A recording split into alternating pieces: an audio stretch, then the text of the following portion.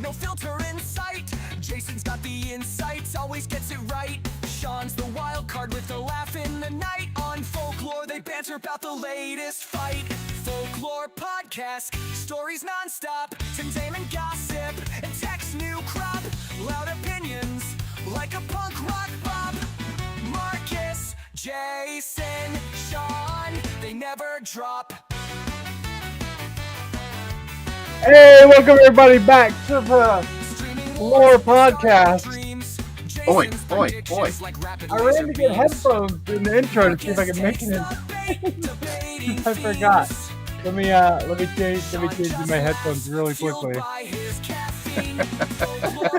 I've never heard that line. Guys, we're doing it live. I never heard that line before. Fueled by caffeine. Marcus, Jason, Sean, they never drop. All right, guys, welcome to the podcast. All right, we made it. So, We made it. Jason, how's it going? It is. Life just continues to hold together unexpectedly. Yeah. Yeah, I never see it coming, and it happens. Sean, how are you doing, man? I feel great. Yeah. Yeah, I'm just excited for when our show band headlines the Warp Tour, which is returning. Right. Hey, just to let everybody know, we are live on Instagram for the first time today. You can catch us on FolkLOOR there. And then I don't know. Oh, wait. Now we're live on Instagram. There's a button I have to press on Instagram separately. Now we're live on Instagram. Now we're live on Instagram. Oh, now we're not because I accidentally closed the tab. Why do I have to do this? This is what professional looks like. Yeah, We it's are nice. professional. You'll Well, close the tab. I'm going to try to get this going. Why don't you guys just talk for a minute amongst yourselves, Jason and Sean? Yeah. We'll give you a topic. Yeah. Feeling verklempt. How about tab? You said close the tab, and I thought of opening a tab, and I was thinking, they discontinued tab, which is probably a good thing. But did any of you, show of hands, ever drink tab? I had tab when I was younger because my neighbor was into it, and she was an older lady, and she would have tab in her fridge, and so the kids from the neighborhood would all go over, and she'd give us all tab. It was I had a neighbor like that too. She would just listen to ABBA, and she'd have her leg warmers on, and she'd have like a can of cold tab. I've got high schoolers, and they and all their friends drink RC cola now. It's back. Is that really the hip thing now? Is that the It's hip the thing? hip thing. It's Yeah, back. at least around here. It's like the Pabst Blue Ribbon of colas. Yeah, exactly. You don't drink it because you like it. You drink it because you're hip. This is why I like this podcast, is because you as dads, I get to learn. I get to get the inside scoop on what's happening with the kids. Thanks for that. The kids these days. RC. That's awesome. I didn't know that. I like that. I used to like drink RC when I could find it, but it was way more abundant in the South where I'm from than it is on this side of the country. So Yeah. It was all Surge out here. Yeah.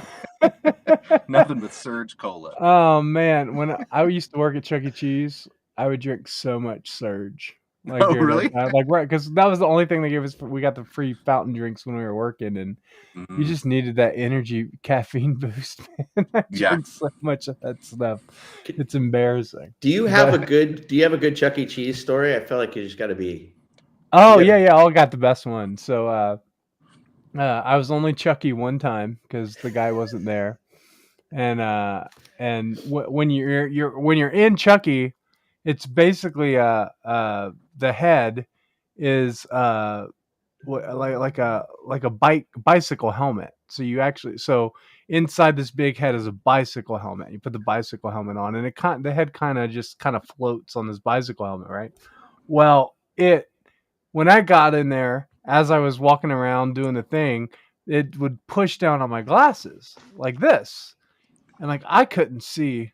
So I was walking back to the closet because it is a fireable offense to lift up the head and reveal that you're a human being. Like for Can't real, break it the is. fourth wall. Yeah, you cannot break the fourth wall. And so I was walking, I couldn't see, so I was walking really slowly. This 2-year-old, right as my foot is moving in this direction, goes to hug that foot, and I just kick the kid.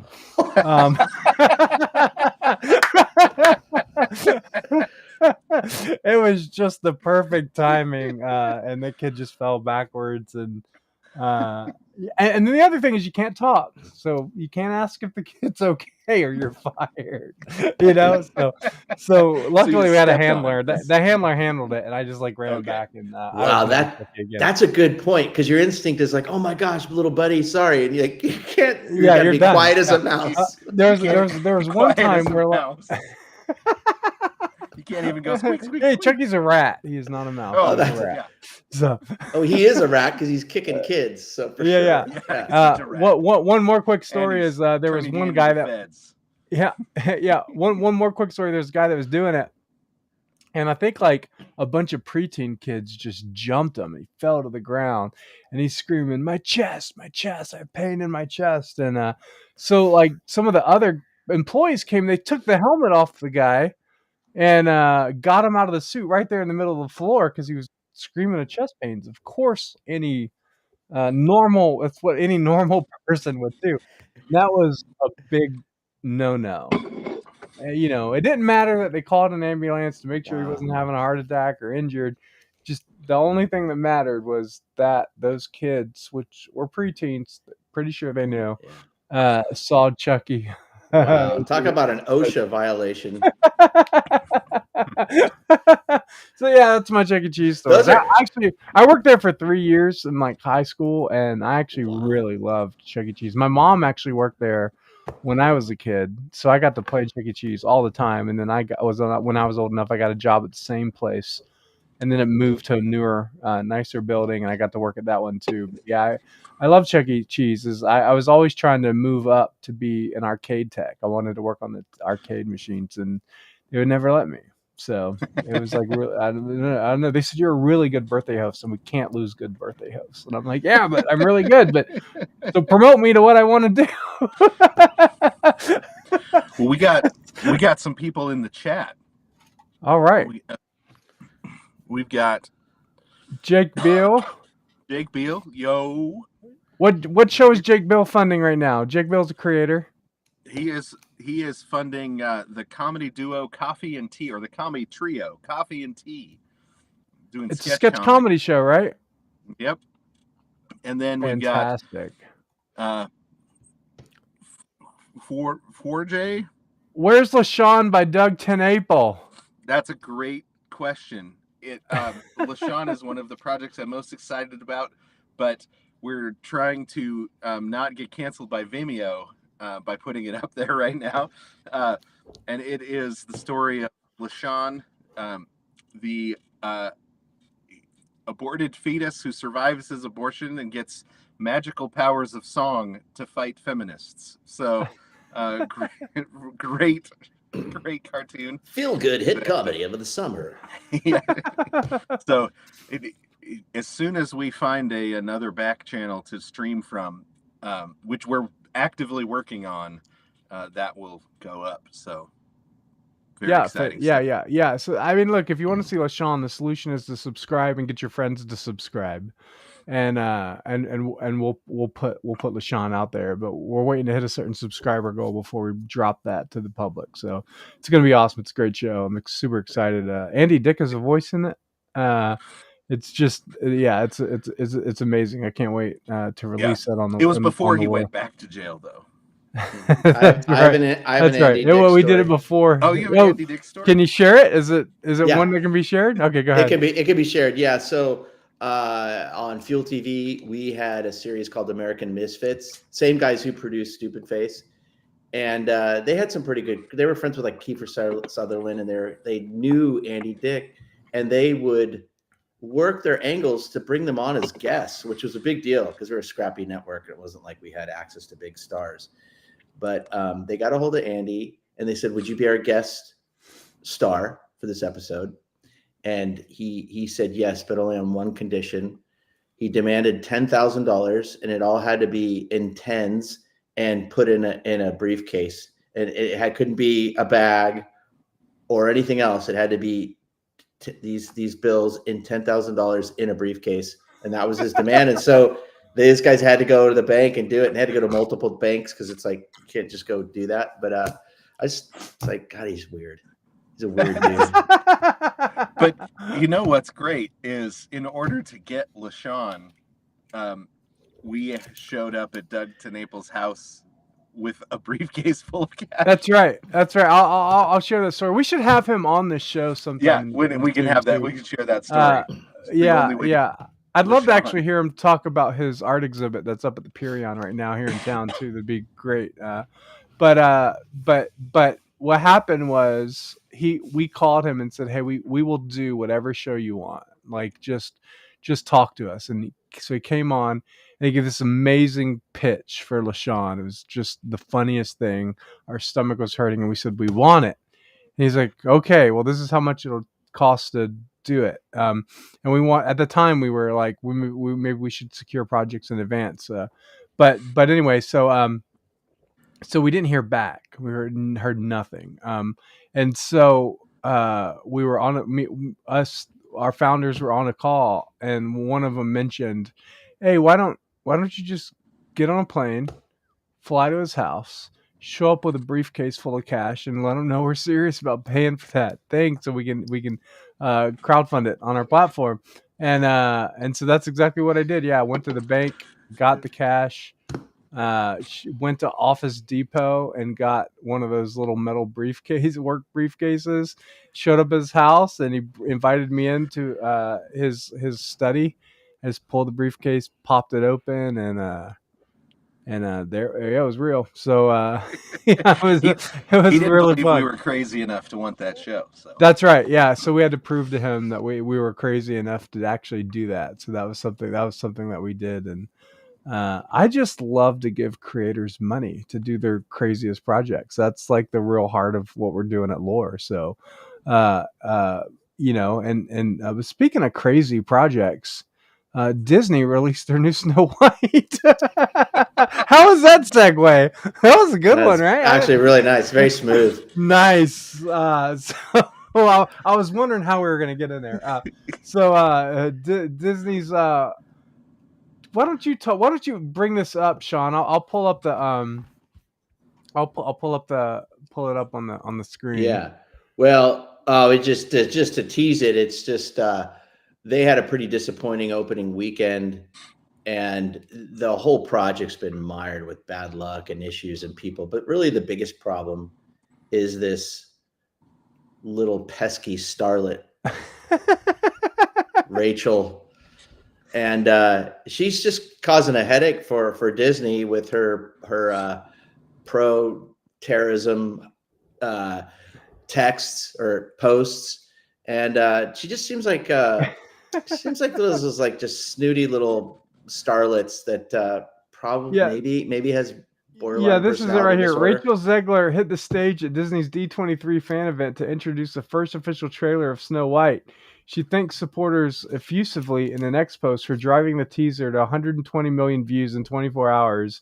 1 minute later, she added as an afterthought in the same thread, and always remember Free Palestine. Can you show your meme you created right now? That's a good thing to show. Yeah. It's the thumbnail. Let me pull that up. But it's I can't. I just love and 1 minute later. Free Palestine. Yeah. Oh, by the way, she doesn't know how to handle her fame yet, so she was just like, "Wow, this is amazing. I should do something important," and that's what she went with.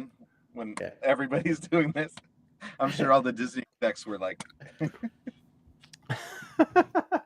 "Yeah, well, but you think about the tremendous amount of money. I can't remember. I think it's a $300 million budget or 250. Someone's spot checked me on it, but it's a lot more than the budget of my last project. I know that.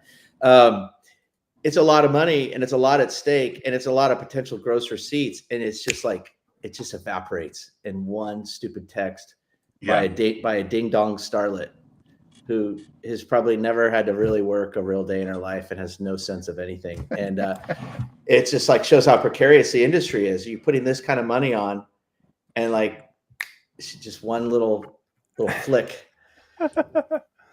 So here's where's your, I love this. This is good. It's coming. Here we go. Drum roll. Aww. Thank you, ChatGPT. By the way, ChatGPT wouldn't let me make that image because I uploaded a direct image of Rachel Zegler, and I just said redo this image, but instead of her holding an apple, let her hold a bomb, and it wouldn't let me do it. So I had to basically trick ChatGPT into doing something similar, but without. Don't give your whole secret away though, because I'm not giving the whole secret away. Okay, but okay, because then everyone will be doing this. ChatGPT can easily be defeated. It's good. It's good. It's good to know. It's nice. It looks legit, but that kind of summarizes it. Yeah. If we have to go to war with the robots, Marcus, you're gonna have to be the one that defeats them. Yeah. Through wit and aplomb. I'm preparing. If I did suggest a rework, I'd maybe have Mickey Mouse holding that bomb. It's probably even more on the nose. Yeah. There we go. Because she could be handing it to Mickey Mouse. Because Mickey Mouse is public domain now, right? Is he? The original Mickey Mouse. Yeah. The original Mickey Mouse is yes, but I don't think ChatGPT. Snow White's public domain too, so it doesn't matter. Right. You're right. Yeah. So I heard the original Mickey Mouse was a rat. It was actually a Mickey rat. Is that true? Yeah, but he kept turning them into the feds, so they had to rehire a mouse. Look, nothing is more appetizing than rats and pizza, man. That's that's nice. Oh, it gives me memories of New York. Chuck E. Cheese was started by the founder of Atari, by the way. I don't know if you know that. So, I did not know that. Really? Yeah. He wanted to figure out a way to bring arcade games into more, to be able to sell more arcade games. So he came up with a restaurant. So I don't want to steal Jason's thunder, but this is a good segue to get Jason teed up for the trivia question. But I'll ask you this trivia question. What's the first game that Atari produced that was produced by a woman and was a massive hit? First video game. What is the first video game? The first game was Pong. No. What is the first? Yeah, okay. You're thinking through it. Okay. So gotcha. The first game produced by a woman was a massive success. Yeah. Massive. And think stand-up arcade. This is stand-up arcade. Oh, stand-up arcade. Yeah, not the 2600 or the 5200. We're talking the real deal. Oh man, I don't know. That's a good. I know what it is. I can guess. Okay, I think Marcus does because he's so damn smart. It had to have been Pac-Man. No, that's a good guess. It wasn't Pac-Man. If it's not Pac-Man, it's Donkey Kong. Well, those are both wrong. It is Mario Bros. It is. Are you ready for it, dude? No, sorry. That's not an arcade game. Centipede. Mario Bros. Centipede. Centipede. Okay. Centipede. Oh, okay. Really? Victor, good guess, but Centipede. Yeah. Space Invaders. Space Invaders or Galaga was going to be my next guess. And interestingly, she developed it. She came up with the concept. And interestingly, it was the most popular game at the time with girls, with females. So it was a huge hit across the board, but it had more females enjoying it than any of the other Atari games at the time. So there you have it. Brilliant. Yeah. Brilliant. Anyways, sorry. What's your trivia? Here's my trivia. So here we go. HBO famously launched November 8th, 1972 with a Canucks Rangers hockey game live from Madison Square Garden, followed by the Paul Newman Henry Fonda feature Sometimes a Great Nation before signing off until the next evening, because they originally launched only 7 to 11 at night. But their plans from launch included live music events, and in order to test their microwave communication technology, they needed a first live concert to air. What was the early 1973 Pennsylvania concert that they aired to test their microwave communication technology. That is our trivia question. Did you or did you not say it's Casey and the Sunshine Band? No, it's not Casey. I did not. That would have been a great concert. Yeah, I'm sure. I don't even know if they were around. I don't know if they were more late 70s. Okay, that's a good one. Man, these are good deep crate trivia questions. Yeah. Yes, I was gonna say he has so much explanation behind the question. I just want everybody to know, And ladies yet none of the explanation is a clue. It's not a clue. No, it's it's just setting the stage, because they wanted to launch with sports and movies and live music, and so they launched with sports and movies, but then they had to test this microwave communication technology that eventually was replaced by satellite communication. But in order to test it, they needed a first concert, and so they went to Pennsylvania and found one. Hey, I don't know. You guys might be too young, or maybe not, because you're so darn cool and you really brush up on all this history. But HBO had this super cool interstitial. So their whole branding was the HBO logo, and then the camera swooped through this town and the logo reveals, and it was all practical. It was no CGI. It was everything, the logo, the town, the city. So if you Google it, you can see it. But then they did a whole interstitial segment that was like 8 minutes about how they made it behind the scenes. And as a little kid, I just thought it was the coolest thing ever, because it was like, whoa, you'd never seen anyone go behind the scenes of how they built the 3D HBO letters and how big saw that video. You remember that? I saw that video. Yeah, I watched I think that was on YouTube or something recently, but it was like all modeled. Yeah, all models. The whole city, the town they built, and they show the people like putting a little person on the sidewalk. Yeah, they just don't make intros like that anymore. Yeah, and it was, not only that, it just doesn't matter anymore, because the stingers for streaming. I was listening to a podcast about it, and they thought that, like, because everybody is watching episodic content and they're binging back and forth, nobody wants to hear like a 30-second intro before every show. So now they're just stinger noises like the Netflix and that's all you get anymore. It's madly disappointing. We live in an upside down world when those used to be these beautiful pieces of art like HBO, and now all those people that made those are making the in-flight pre-safety videos. Like, it's like, why are those so thought out and all this acting and all this stuff? And you're like, I just want to fly to where I'm going. Tell me where my seatbelt is and the oxygen mask, and leave me alone. Instead, you got to sit through this 12-minute ridiculous movie. Anyways, that's my rant for the day. I don't like those movies.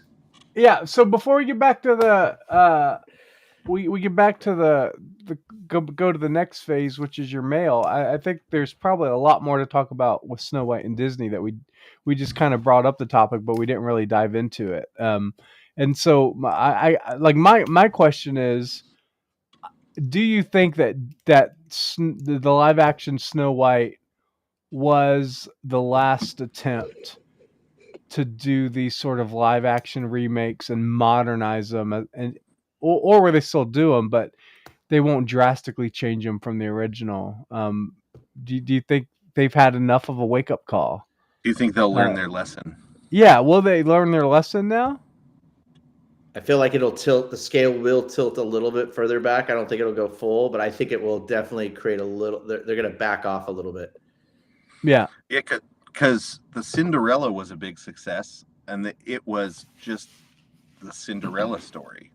I mean, they brought in. Are you talking about Roger and Hammerstein's Cinderella with the colorblind casting that they did? Remember that one? No, that one was good too. That was back when you could just cast the best actor and singer, and nobody thought twice about race. Yeah, the good race, as you say, because they No, I'm talking about the live action one directed by Kenneth Branagh. That was it was the live action Cinderella, early 2000s. Okay. They brought in a Shakespearean director, and they made a beautiful live action version of Cinderella. Big success, and it was exactly what you want out of Cinderella. A great Cinderella story. I'm gonna look that up. I mean, I still talk about the Roger and Hammerstein Cinderella that they aired on ABC for TV, and they had that amazing cast. Who played Cinderella? What's her name? It was the R&B singer. She was really good. Yeah. ABC Cinderella. It was. I like this. Just three guys talking about Brandy, Cinderella and Snow White. Brandy, that's right. It had Brandy and Whitney Houston as a fairy godmother, and I don't think anybody thought twice about the race of it because it just wasn't made. It wasn't made for that. Wasn't. But it's just like good. Yeah, it was just like, of course she should be. Of course, Whitney Houston as a godmother. That's amazing. And then the race of the king and queen and the prince, where it just completely don't make sense, right? Like the genetics of it, and like none of it makes sense, and you just don't care.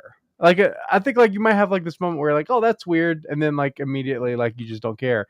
And it was just they were just each person was the best person for that role. I think Whoopi Goldberg was the queen, and so it was just like it was amazing. And so there's like a really fine line between colorblind casting, which I think works best probably on a stage play the most in that sort of that like Hamilton, right? Like Hamilton is a hip hop version of the founding fathers, and so it just makes sense to have actual people who can do hip hop cast then. So that's going to give you this sort of culturally diverse sort of cast. But the show's amazing. And then versus we're going to change the Little Mermaid to a different race because one race needs to see themselves on screen. Like that's weird, And they wouldn't do that for they didn't do that for the live action Lilo and Stitch, by the way, which looks phenomenal. Did you see the trailer for the live action Lilo and Stitch? Yeah, I was. Yeah, they didn't say we need to replace the Hawaiians in this, right? And it looks amazing, and like nobody cares. And then, so I think when you get into that sort of like, well, we have to change the race because of diversity stuff, and Jason, you said this before too. If Rachel Zegler if Disney would have said we casted Rachel Zegler because out of everyone we auditioned, she was just the best for the part, and we were just going to go with it. That would be completely different than, well, it's about diversity. Like that's a completely different approach. It's so weird that they can't just figure that out and just be more subtle with it. It was like when they cast Much Ado About Nothing and Keanu and Denzel as brothers. Nobody batted an eye because everybody said, "Well, yeah, they just said no, they're the best actors for the role." And everybody, okay, brothers, all right, and then it's the best version of Much Ado About Nothing, and they're both brilliant in it, but they just said no, they were the best for the role. So it's a different attitude, and when that happens, people say, "Oh, well, then let me wait and see." If it proves out that they were the best for the role, then it's still merit-based casting, and it's a different mindset than critical race theory. Yeah. So, Jason, Sean, do you have any mail? I do. And Jason, you're kind of quiet. I don't know if you have a mic. Oh. Do you have a mic button thing? I do. You are quiet. So I got good news. A little better, yeah. I got good news. The mail finally did come in. Just hold your mic like a YouTuber, man. Oh yeah. Just hold it like a YouTuber. Yeah, there you go. Is it okay for me to go to the mail, or you want me to wait for this technical reset? No, go for it. Okay. That's better. Now you're better. You sound great now. I thought they were your ear pods, so I was like, oh, there's nothing you can do. They're already by No, your I've ears. got my whole. I went and invested in a whole new, supposed to be a better mic. All right. So there's a backlog of mail, and I met at a bar the other day a carrier pigeon, and he was agreed to grab some of the mail.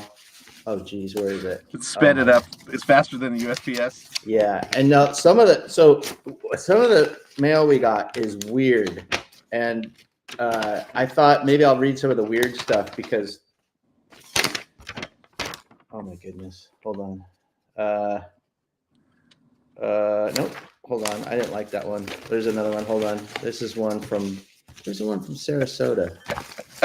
Jeez, I cannot believe I had. Hold on, everybody. This is good television, folks. Okay, hold on. Here it is. Okay.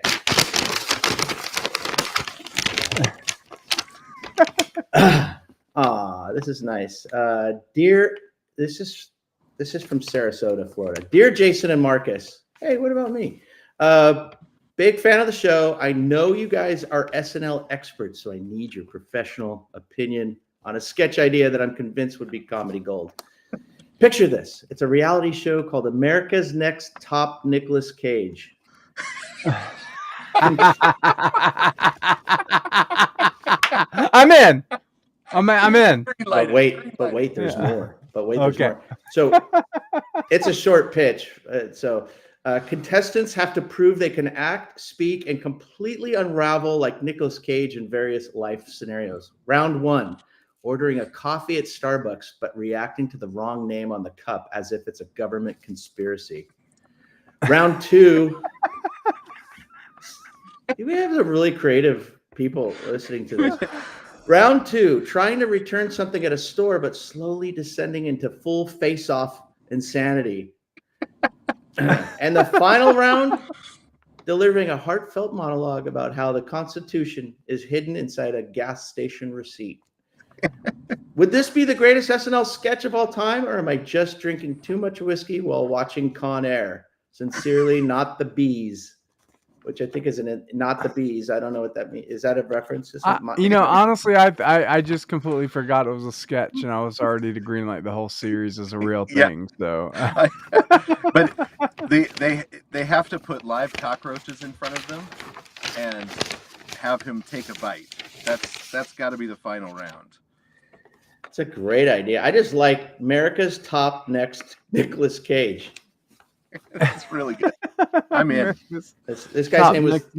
This was Scotty in I can't pronounce his last name, but in Sarasota. Anyways, that's good, Scotty. Okay, we got one more. Again, okay. I got 2 because we had 0 last week. Okay, so this one's called. He's got a subject. My dog thinks he's in a sitcom. Hey guys, love the podcast, but I think I need your TV expertise to solve a bizarre problem. My dog, his name is Chewbarca. I like that. I gotta name my dog that. Has somehow developed perfect sitcom timing. Whenever I enter the room, he tilts his head dramatically, like he's reacting to a punchline. If I drop something, he gives me the same disappointed look that Uncle Phil on Fresh Prince of Bel-Air would give Will Smith. And the weirdest part, the other day I sneezed and I swear I heard a fake studio audience say, "Oh, is it possible I've been unknowingly living in a multicam sitcom this whole time? And if so, how do I negotiate a better script where I get more snacks and fewer bills? Help me, LOOR. You're my only hope." Woof. Laugh track in Petaluma, California. My only question is, does your house have 4 walls, or is there one wall missing?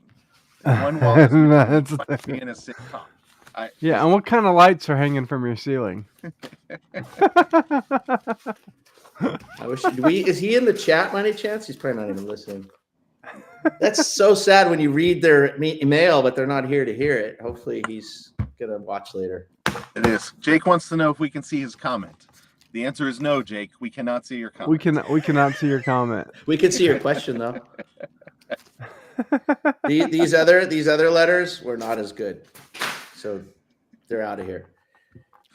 Jake, thanks for joining us. Anyways, that's all I got for the mailbag there. We got Victor and Jake right next to each other, who are both a part of the comedy trio, Coffee and Tea. So. Yeah, you can fund that. You can fund that on Lore right now, actually. So if you go to lore.tv, you can fund it, get some loot, and get that episode up and running. What's the first episode about? The first episode is called Christian Bookstore, and it's a musical, right? Comedy musical song about the good old days of '90s Christian bookstores. So it's very fun. That's my favorite era. Is there a highlight that you could reveal to the group, just without spoiling any of their work? What is something that you would think about in a Christian bookstore in the '90s? VeggieTales. VeggieTales. Yeah. Salty the Bible. Would you say like a lot of woven cardigans?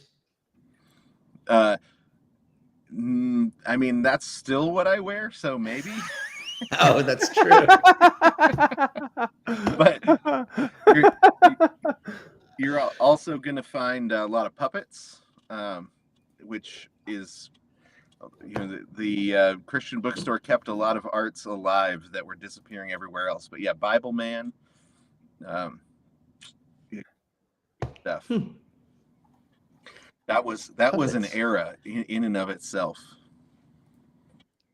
And a lot of those closed down, right? Some of them just I think almost all of them have closed down. Yeah. Yeah. We need a man about town segment, kind of a not Walter Cronkite, but who was the other guy who traveled around the world? But anyways, to go visit some of these places, there's got to be one that's still going. That's like a huge mega store. That's still like the last spot. Blockbuster. But I want to go. Like the last Tower Records. That's like a few hours away from me. Jason, me and you should just go and see that. Go. Yeah, we'll just take a pilgrimage. Yeah, just take it's in Bend, Oregon, right? So it's not that far away. Well, April, according to Chaucer, April is the month for pilgrimages, so we can go next month. I don't know who Chaucer is, but okay. I just said that because I knew Jason again. Sean, why don't you tell us who Chaucer is? Man, you guys, sometimes I don't tune into your channels, man. I know what my next Substack's going to be about. So, you want to move on to the next story about Amazon's AI, Sean? Yeah.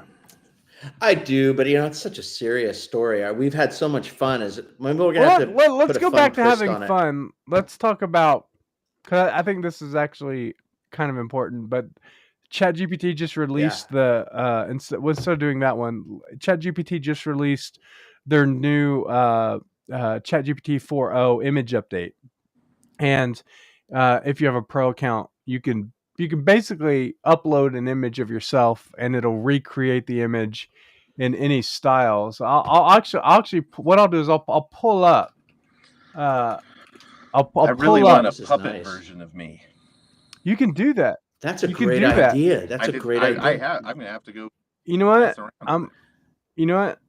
I'm gonna. I want a puppet version of me, like the kind you buy at the border in Tijuana. With the thing. That would be awesome. That's a great idea. How much does that cost a month for me to get that service? It's about $20 a month. Is the audio really crazy for you guys, or is that just me? Yours just got really bad. Yeah, hold on one second. It just snapped, crackle, pop. Victor says that's how Skynet will identify you. Yeah, that is. I do worry about them stealing my likeness. Am I back? My likeness is valuable to Skynet.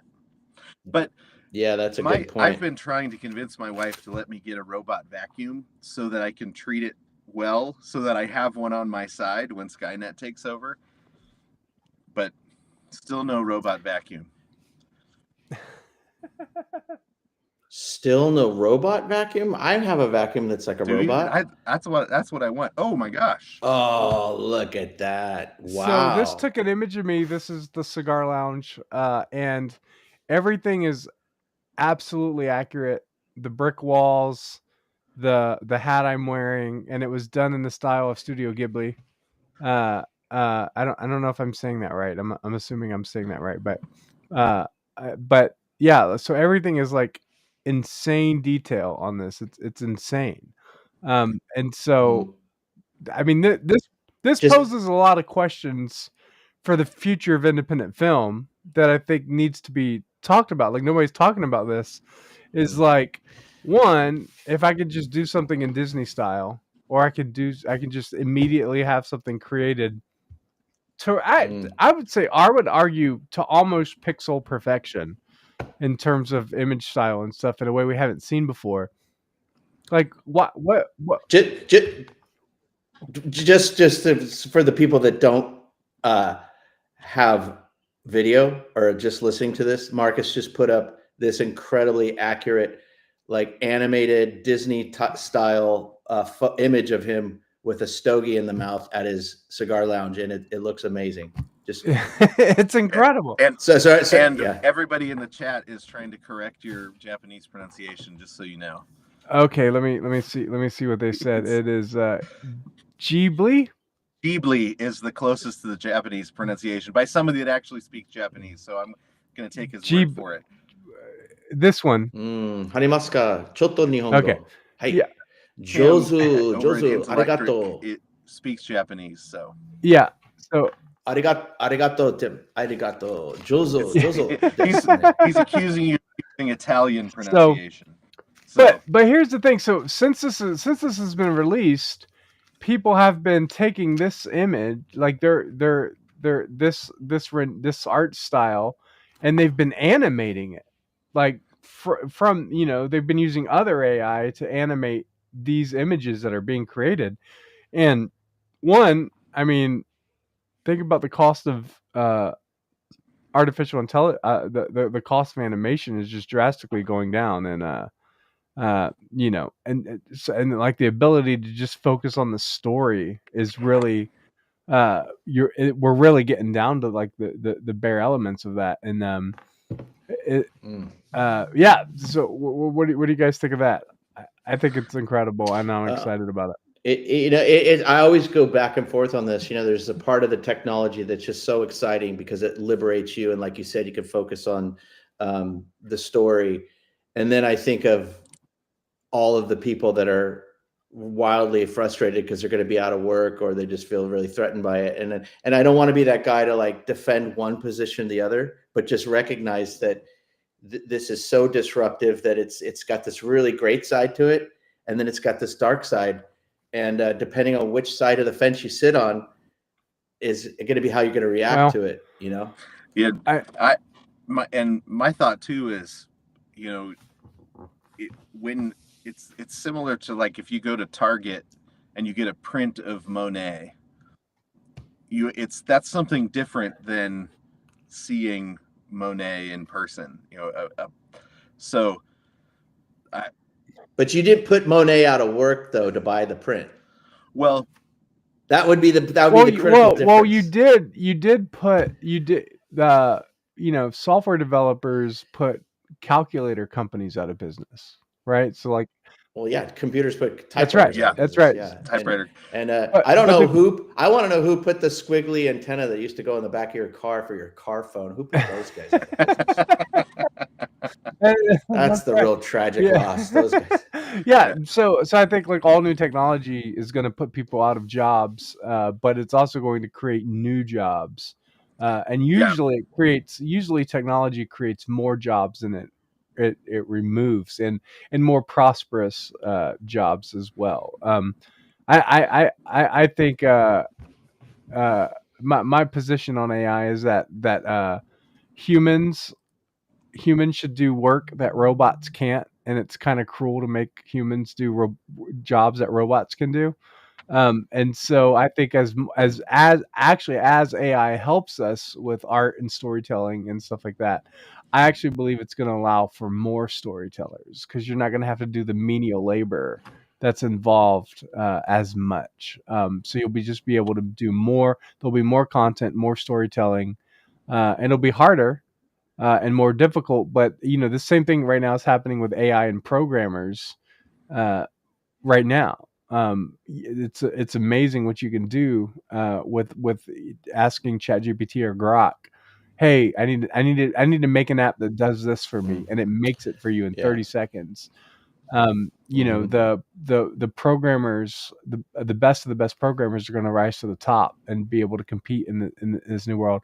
But also, I think the sort of things that genuinely involve human connection are really going to be what succeeds and sort of like stands out. So hand drawn animation is not going away. Right.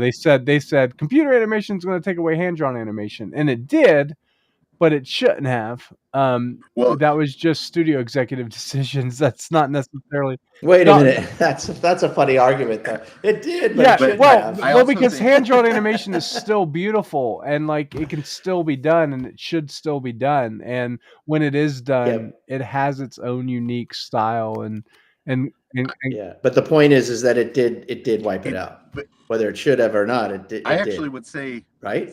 something different though, because it wiped it out in America, but now all of the kids go to Japanese animation because it's still hand drawn. Because I do think that the purpose of the art is the human connection between the artist and the person that's receiving the art as a gift, but the community that it creates around the art when you connect with the art together. So I think the reason that anime is now on the rise, I mean, I've got Crunchyroll and me and my boys watch a lot of anime, is because you still have that human element to the hand-drawn animation that you can't get very often from American animation. So I think that what happened is it went away here, but the places that still did it actually ended up defining the next generation of the genre. The reason that everybody is immediately trying to imitate Ghibli Studios is because it's the one that people still connect with because of that hand-drawn, human touch that it has. Yeah, I think those are good points. And Intellectric made a good point. Cameras made realistic, portrait painters become impressionists. I think you both make a good case. So for AI. So everybody who lost your job, too bad. but I say Jason Marcus. Well, and I do think that people are going to lose jobs. That's part of the just evolution of technology. The mind-guided evolution of technology, right? So you have, but what you can't replace is the human connection. And so the people that figure out how to use it in such a way that you can still get the human connection, that art will work. I do worry that people are losing the ability to have that human connection in our culture, but they start thinking that they're having a real connection when it's actually with a robot. But that's a whole nother. Right. Yeah. Well, that pendulum will swing that's back, another though. movie altogether. There's probably in a Black Mirror episode, several Black Mirror episodes, I think, too. But we'll get to that problem. Probably in about maybe 2 years, I think Elon says, with the Tesla robots in our home. So that'll be fascinating. And then people are going to have to put weird bumper stickers on their Tesla robots going, I bought this Tesla robot before I thought blah, blah, blah, blah. Somebody like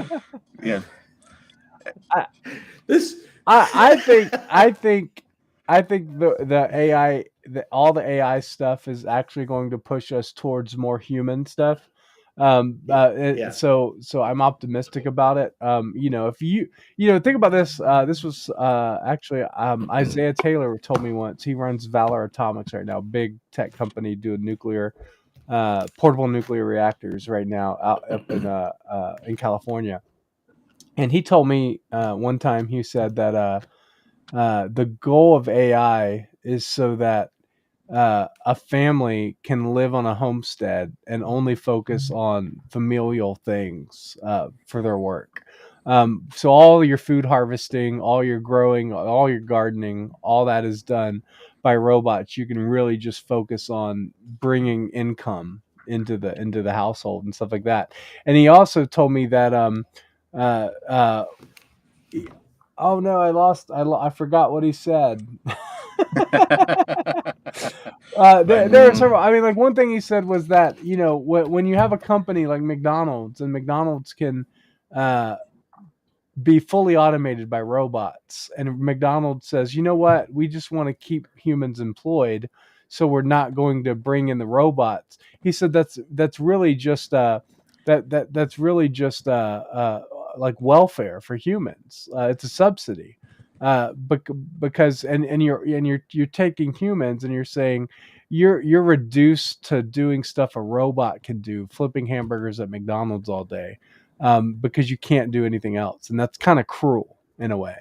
And so there's a lot of stuff with robots and AI and technology and stuff that I think is actually going to be better in the long run. Although right now it's really scary. I think in the long run we're going to be like, man, that's amazing that home cooked meals are still going to be valued. Like the food your wife makes is still going to be valued. When you're, taking out the trash for your wife is still going to be valued. And I think it's going to be valued even more when you have a Tesla robot that can cook and take out the trash for you. And you still do those things. It's good. It's going to be great. What I like about this conversation is you both revealed my Christmas gifts to you. Jason, I was going to get you a portable nuclear reactor, and Marcus, I was going to get you a Tesla robot. So I'm excited that we're already talking about Christmas gifts. That's what you wanted, right? I mean, every time everyone should have a portable nuclear reactor. To the family group chat saying this is what I want for Christmas. So a Valor Atomics portable nuclear reactor. Yep. Yeah. It's gonna be awesome, man. You have one on your farm. Mm-hmm. You have a portable nuclear reactor on your farm, and you never have to worry about energy ever again. You put a portable nuclear reactor in a spacecraft, one of Elon's spacecrafts, and it goes to Mars in a week as opposed to 6 months. It's incredible. So yeah, and the two most important things to raise a people out of poverty are water and energy. If you can, that brings me to the point Isaiah was telling me. Energy. He told me that when the Industrial Revolution happened, it reduced the time humans spent looking for food by 90%. So the Industrial Revolution saved 90% of humans' time, and that time was filled with other more productive things. And people didn't say, well, we don't have to worry about food anymore, so we're just going to be lazy and whatever. But people found ways to utilize that time. This goes back to what Intellectric was saying, where idle hands are the devil's workshop. Let's encourage each other to not do nothing when the robots are doing everything boring. And I think actually with AI, that the more hard work and stuff that robots and stuff do for us, it's going to let us do more rewarding work, and it'll actually make the Sabbath hard. And so like that should be the goal. Like this, like Sunday resting should be hard. And I think that's what's going to happen. Right now, it's like, man, I'm so tired. I can't wait for Sunday. right. So that's my thought on it. So I'm glass half full on the AI stuff, and I also look forward to a lot of really cool uses of AI in storytelling on the Lore platform. And basically using AI in a way that makes studios redundant. Really empowering independent filmmakers to be able to make amazing stories in their home, and doing it for a lot less than studios can compete with. And it is going to be insanely destructive. And when you have unions basically issuing bans on studios using AI and stuff, they're not, it's like that's not going to go well. Well, it was like the record industry tried to in 91, 92, they tried to ban the internet and music on the internet, and they lawyered up, and that's a fantastic story, but it's a great parallel. Like no matter how hard they tried, it was like, sorry guys, this thing's gonna crush you. Yeah. And what was the big pirate Napster. Is that the one? Yeah, it's Sean Fanning. Didn't Napster yeah. just sell? Do you have any connections to Sean Fanning, Sean? Yeah. Yes. I know, because you mentioned his name. You mentioned his name, and whenever you drop a name, I know there's more behind the story. Yeah, sometimes you got to sweep them up when they drop them. I know. Sometimes you leave I'll them. have to ask you about that at some point. But it just sold again for $250 million, I think. Why? What are people using it for now? Is it just the name? Yeah, it's gonna turn into a crypto account on Twitter, just like Radio Shack did. Radio Shack. That's another. I worked at Radio Shack. I can't wait. You know that? Of course you did. Chuck E. Cheese and Radio Shack. Those are two. Man. Well, they weren't. You're such a kid of the '80s. That's so cool, man.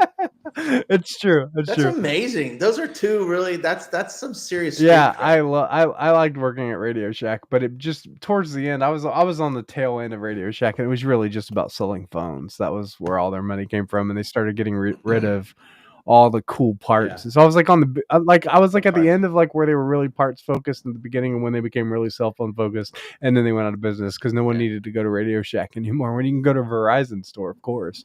So man, it's like, is it true that their excuse for going under or whatever, stopping to sell that stuff because there's too many like bomb makers coming in and like buying parts to make bombs? That's why I always heard that. Is that I think they could have done really well if they would have stayed focused more on parts that people actually needed a lot of, like if they were to focus on more high-end custom PC parts and sort of, on processors. And like basically we had a store in Arizona called Fry's Electronics, and you go in there, it's like it's the size of a Walmart, right? And then you go in, but it's all computer parts. And I think that's what Radio Shack should have become. Because there was a lot of people, even towards the end when I was there, that were coming in looking for that stuff, and we're like, yeah, we don't have it anymore, and so Fry's went out of business.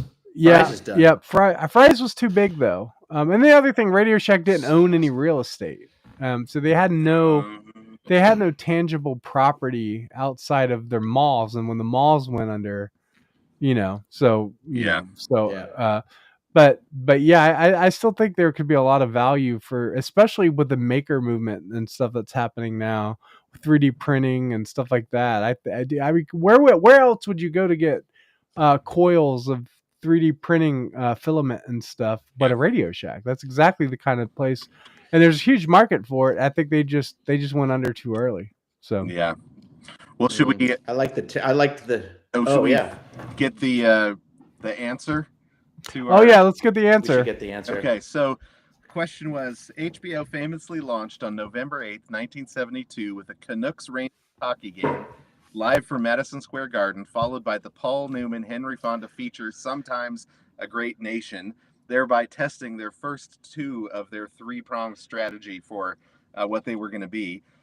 But their plans also included live music events. In order to test the microwave communication technology, they needed a first live concert to air. What was the early 1973 Pennsylvania concert aired on HBO?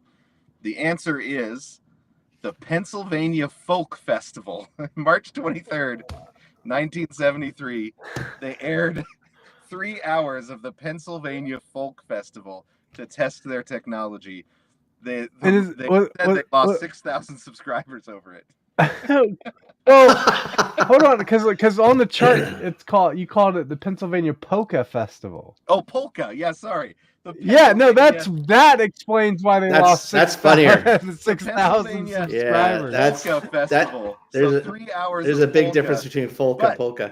They after that they said nope, the technology works, and so they were able to then go to other venues and say, no, we can do your concert live. We proved it with the Pennsylvania Polka Festival. 3 hours. Their technology worked, and then they were able to start after that going and say, because they were able to get that one for free. That's why they chose it. You And know who didn't technology. unsubscribe? You know who didn't unsubscribe from HBO when that happened? Weird Your Al grandma? Yankovic. Oh yes, you're right. That's probably what started him. He was like, "This is amazing. That's a good This is follow-up question. amazing." That was his call Yeah, to he's arms. like- You know what, Jason? I got to tell you, Jason. I just want to slow down here for a second and recognize and admire you for a minute. You're the only person I think that can like pack a whole semester's worth of pop culture and history into a trivia question, and I like that. That is absolutely true. So So I love this. This is some of my favorite stuff. Even if you didn't know the answer, you got a lot of answers. Exactly. Yeah. But I love That's that great. that they knew they needed to test the technology and they had to find something free. And so they said, well, there's a polka festival one state over. Let's test it there. all right, Yeah. should we? Is the band's ready to go? We did. And Yeah, closing song. They switched it to polka last minute because of Oh, the polka festival. So yeah, that makes sense. Good. All right, here we go. go ahead. Deep in the forest where the robots play, Snow White grooves with the dazzling display. 7 AI friends clank along in sync. Cage walks in, says, let's pour a drink. Dance with me in this world of sparks. Animate dreams where the wildlife parks. Bound by the power of art. Each year, circuits and hearts growing crystal clear. Japanimation runs through the glowing trees. Pixels and paint in the whispering breeze. Portable nukes like the disco scene. Twisting together what it all might mean. Dance with me in this world of sparks. Animate dreams where the wildlife parks. Bound by the power of art. We cheer, circuits and hearts growing crystal clear.